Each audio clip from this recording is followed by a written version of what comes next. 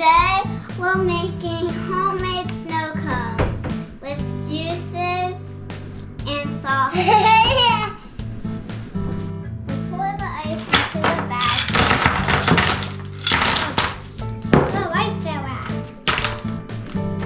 Close the bag but leave a little hole for the air to come out. Let the air out. And then close the bag fully.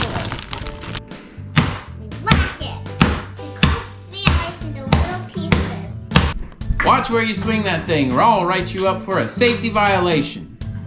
When it's all crushed into a powder, put it in bowls or a bowl.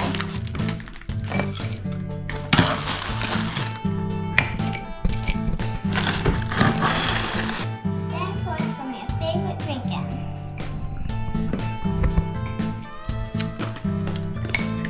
It's yummy.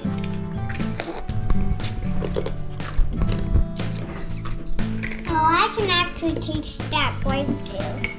There you have your homemade snow cone. Thanks for watching. Hit the subscribe button down below. See ya! See ya!